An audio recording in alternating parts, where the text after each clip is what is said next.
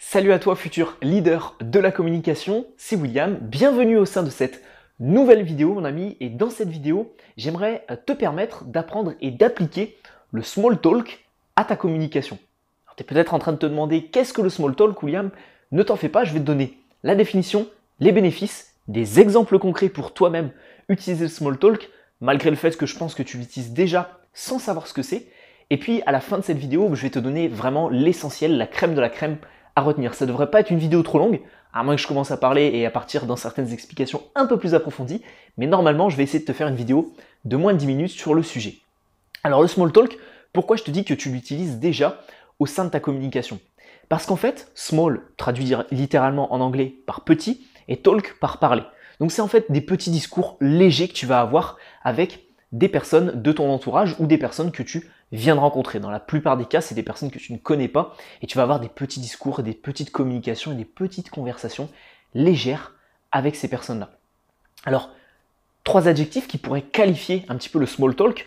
Le premier, c'est léger. C'est des discours qui vont pas être politiques, qui vont pas être religieux, qui vont pas être des conflits sur certaines prises de position, etc. Donc on va mettre de côté, comme je te l'ai dit, la politique, la religion, tout ce qui peut être les conflits, par exemple, quelle équipe de sport tu suis, quelle équipe de foot tu suis. Si vous avez un supporter du PSG en face de vous, que vous êtes pour l'Olympique de Marseille, ça va commencer à être un petit peu compliqué. Ou si vous êtes supporter de Lyon et qu'il y a un Stéphanois en face, ça va être un petit peu compliqué aussi. Donc en fait, on va parler de discours qui sont vraiment légers, futiles. Deuxième chose, c'est que ce sont des discours qui sont souvent axés sur l'environnement. Alors, l'environnement, c'est pas l'environnement avec un grand E, la nature, etc., la protection de la nature, parce qu'en ce moment, je peux vous garantir que ce serait pas une bonne idée de parler de ça de manière légère, vu que c'est des sujets de conflit, c'est des sujets importants et sérieux. Mais je parle plutôt de votre environnement. Par exemple, le tableau, ou le cadre qui est à l'intérieur, l'affiche qui est à l'intérieur, ou les bouquins, le fait d'avoir une bibliothèque chez soi, etc. C'est tout ce qui vous entoure et tout ce qui peut, par exemple, sur vous, avoir un t-shirt noir, être habillé avec telle chaussure, avoir les cheveux longs, porter tel ou tel accessoire, etc. etc. L'environnement, et je regarde un petit peu mes notes, c'est également quelque chose qui est axé sur quelque chose de positif généralement.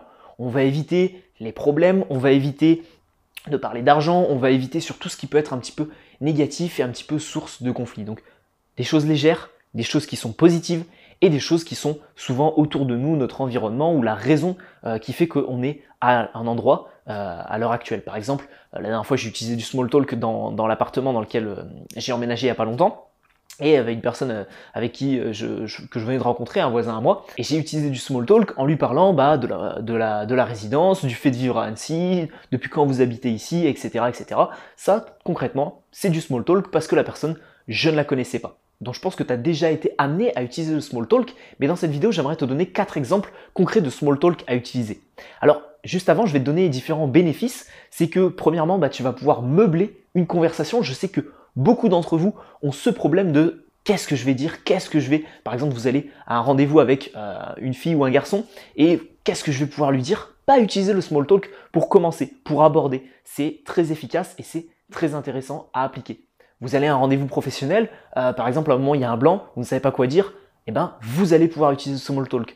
Vous êtes avec quelqu'un coincé à un endroit, dans une salle d'attente, dans un ascenseur, etc. Vous allez pouvoir employer le small talk. Donc le premier bénéfice, c'est de meubler un peu une conversation.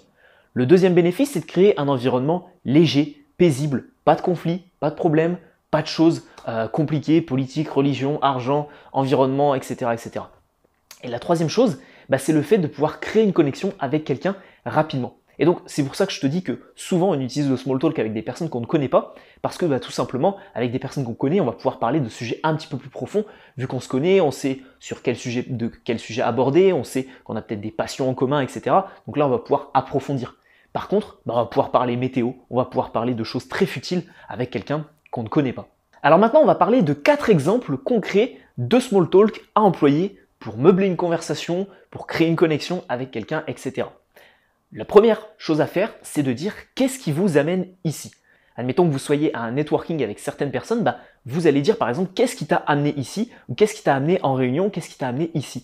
Peut-être que la personne entreprend, peut-être que la personne souhaite entreprendre, peut-être que la personne souhaite se lancer dans telle activité, etc. Donc vous allez vraiment vous intéresser à ça. Je peux vous prendre un autre exemple. Par exemple, vous allez à des concours, pas des concours, j'ai perdu le mot, à des chose par exemple pour le dressage des animaux de compagnie. Par exemple, vous avez un chien ou vous avez un chat. Alors les chats, je pense pas que ça existe pour les chats, mais par exemple vous avez un chien et vous allez dans un club d'éducation canine. Voilà, c'est ça. Éducation canine, et vous allez pouvoir demander à la personne qu'est-ce qui vous amène ici. Peut-être que c'est des problèmes sur un chien qu'elle a adopté, peut-être que c'est des problèmes sur un chien qui est tout petit, peut-être que c'est des problèmes sur un chien qui a des problèmes de comportement avec les autres chiens ou avec les humains, etc., etc. Donc vous allez vous focaliser sur l'instant présent et demander un petit peu à la personne qu'est-ce qui l'amène ici. Deuxième chose, vous allez vous focaliser cette fois-ci sur le futur. Qu'est-ce que la personne va faire dans le futur? Intéressez-vous à elle et vous allez pouvoir créer un petit échange en lui demandant ce que la personne compte faire dans le futur, quels sont ses projets. Si je reprends l'exemple du networking, quels sont tes projets dans le futur? Lancer ton entreprise, développer ton entreprise, lancer une startup, etc., etc. Si je reprends l'exemple du club canin, mon objectif pour plus tard, c'est que d'ici un an, mon chien soit totalement docile ou mon chien soit totalement docile avec les autres chiens et les accepte, etc. Mon chien arrête d'aboyer, mon chien ceci, mon chien cela.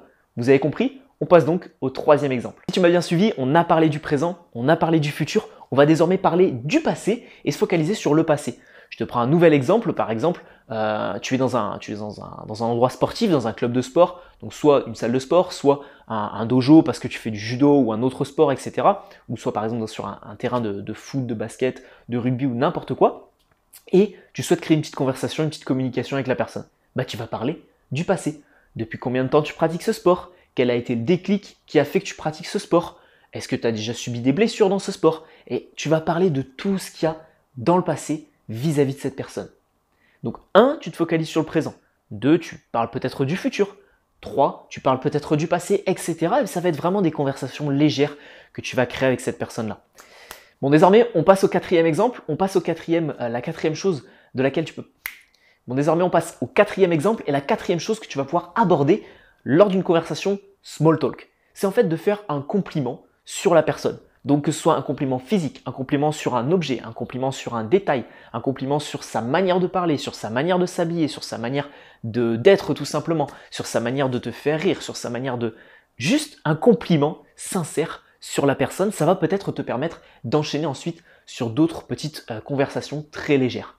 Admettons par exemple que la personne porte une super belle montre au poignet ou soit super bien coiffée, eh bien tu vas lui faire un compliment là-dessus, la personne va te dire merci et après peut-être que ça va débloquer sur d'autres petites conversations légères du type chez quel coiffeur tu vas, où est-ce que tu as acheté tel objet que tu portes, où est-ce que tu as acheté tel accessoire que tu portes, c'est un membre de ma famille qui me l'a offert, c'est un super beau cadeau, etc. Et puis après tu peux découler sur tu as des frères et sœurs, etc., etc. Donc c'est comme ça en fait que tu vas pouvoir enchaîner la conversation et créer vraiment un bon small talk à partir d'un compliment qui, je le rappelle, doit être sincère. Bon, j'avais dit que je ne m'étalerais pas trop dans cette vidéo, j'espère qu'elle fait moins de 10 minutes. J'aimerais juste te donner, pour finir, quelques petits conseils supplémentaires qui vont te permettre de créer un bon small talk. Le premier, poser des questions ouvertes. Améliorer son small talk, c'est bien évidemment poser des questions qui sont ouvertes. Si tu poses des questions qui vont pouvoir être répondues par oui ou par non, donc des questions qui sont fermées, bien évidemment, ça ne va pas apporter de la matière à la conversation. Donc je t'invite vraiment à mettre tout ça de côté, à moins que tu souhaites juste écourter la conversation et la communication, auquel cas pose des questions fermées. Mais sinon, si tu souhaites vraiment créer une bonne communication et un bon échange, pose des questions qui sont ouvertes. La deuxième chose, c'est que ça va te permettre de pouvoir faire parler ton interlocuteur.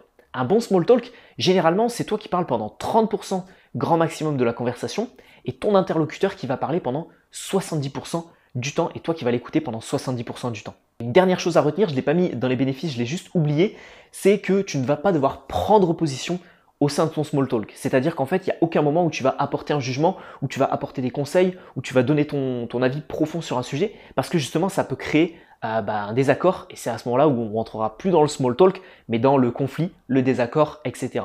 Donc tu vas jamais devoir donner ton avis. Si tu te rends compte que tu as un avis totalement opposé à la personne, et que la personne te parle de politique, de religion, d'argent ou de sujets à tension, à ce moment-là, je t'invite juste à écourter la conversation et à basculer sur une autre personne et à juste te dégager de cette communication que tu as avec cette personne-là. Donc vraiment, poser des questions qui sont ouvertes, écouter, écouter, écouter et faire parler. Et puis bien évidemment, ne jamais porter de jugement, ne jamais porter atteinte à la personne de manière verbale ou non verbale. Voilà, on arrive à la fin de cette vidéo, mon ami. J'espère que tu as pu comprendre l'intérêt du small talk en conversation et en communication. Si tu as des blocages sur ta communication, sur ton aisance relationnelle, que tu as du mal par exemple à te filmer en vidéo, que tu as du mal à aborder des personnes et à discuter avec elles, que tu as du mal à communiquer efficacement, parce que tu as des problèmes d'élocution, parce que tu ne sais pas quoi dire, parce que tu n'es pas confiant à l'oral et que tu stresses, ce que je t'invite à faire, c'est de regarder dans la description de cette vidéo. Il y a un cadeau très intéressant qui est suivi par plus de 2500 personnes. C'est une formation complète que j'ai créée dans le but de t'aider sur ta communication et de t'apporter de réelles solutions sur ta communication. Prise de parole, aisance relationnelle et conversation, on va parler de tout ça au sein de cette formation. Pour y accéder, c'est très simple, tu pourras même cliquer sur la petite miniature qui s'affichera à l'écran à la fin de cette vidéo ou tu cliques dans la description sur le premier lien. Tu rentres ton email et je t'envoie directement cette formation. Tu auras un espace membre privé juste pour toi. C'est totalement gratuit, c'est totalement offert parce que j'ai vraiment envie que la plupart des personnes qui suivent cette chaîne YouTube et qui sont abonnées à cette chaîne YouTube, je t'invite aussi à t'abonner, eh bien puissent améliorer leur communication. On se retrouve donc tout de suite sur la formation gratuite. Réserve ton espace membre, ça se passe dans la description de cette vidéo ou sur l'écran qui apparaît juste ici. À tout de suite mon ami.